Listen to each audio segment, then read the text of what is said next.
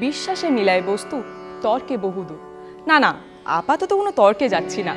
আমি সংঘমিত্রা চলে এসেছি TV9 বাংলা ডিজিটালে প্রণামের আরেকটি নতুন পর্ব নিয়ে।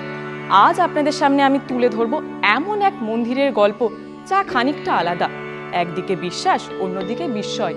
এই নিয়েই তৈরি সোনামুখী সার্ভিস কালী মন্দির। নাম শুনে নিশ্চয়ই ভাবতে শুরু করে দিলেন তো, এমন নামের কারণটা কি? চলুন সেই নাম থেকেই তাহলে শুরু করা যাক।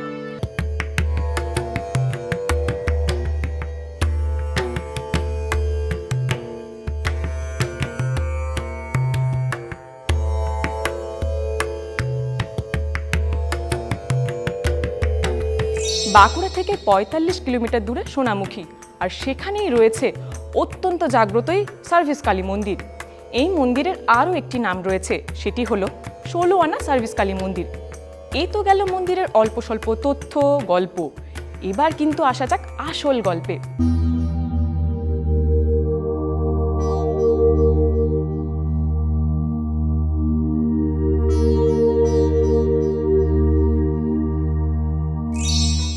চাকরি পাওয়ার মনস্কামনা নিয়ে যে সকল ব্যক্তিরা সার্ভিস কালী মন্দিরে গিয়েছেন তারা নাকি কখনো হতাশ হননি।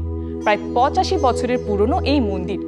লোকমুখে শোনা যায় ওই মন্দিরে মানত করলেই নাকি মা কালীর কৃপায় চাকরি অবধারিত। সোনামুখীর বহু মানুষের পাশাপাশি দূর দূরান্ত থেকে অনেকে এসে ভিড় জমান ওই মন্দিরে। সার্ভিস কালী মন্দিরকে ঘিরে দুটো গল্প শোনা যায়। প্রথমটা আগে বলি। বাঁকুড়ার সোনামুখী শহরের কয়েকজন বেকার যুবক একসময় চাকরি চেয়ে মা কালীর কাছে মানত করেছিলেন। তারা বলেছিলেন চাকরি পেলে মা কালীর একখানা মন্দির প্রতিষ্ঠা করব। ঘটনাচক্রে পরের বছরই ওই যুবকদের চাকরি হয়ে যায়। এরপর ওই যুবকরা মিলে একটি মন্দির প্রতিষ্ঠা করেন, যে মন্দির পরবর্তীকালে পরিচিতি পায় সার্ভিস কালী মন্দির নামে। এবার আসা যাক দ্বিতীয় গল্পে। স্থানীয় বাসিন্দাদের দাবি একসময় স্থানীয় এক পরিবহন ব্যবসায়ী বাসে রুট পারমিট সংক্রান্ত সমস্যায় পড়েছিলেন। সেই সময় তিনি এলাকায় নতুন করে চালু হওয়া পুজোয় মা কালীর কাছে একটি ১৬ আনা দিয়ে মানত করেছিলেন, এই রুট পারমিট সংক্রান্ত সমস্যা মিটিয়ে দাও। হাজার চেষ্টা করেও যে পারমিট সংক্রান্ত সমস্যা থেকে তিনি মুক্তি পাচ্ছিলেন না, পরের দিনই সেই সমস্যা মিটে যায়। তার পরের দিন থেকেই ওই মন্দির ১৬ আনা সার্ভিস কালী নামেও জনপ্রিয় হয়।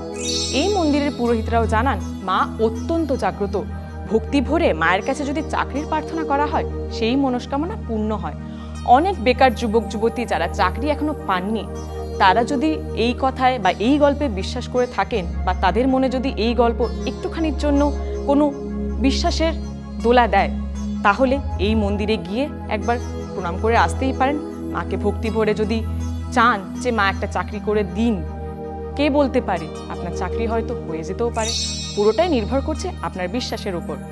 এই সংক্রান্ত আরও তথ্য, আধ্যাত্মিকতার অন্য গল্প জানতে আপনারা নজর রাখুন TV9 বাংলা ডিজিটালে।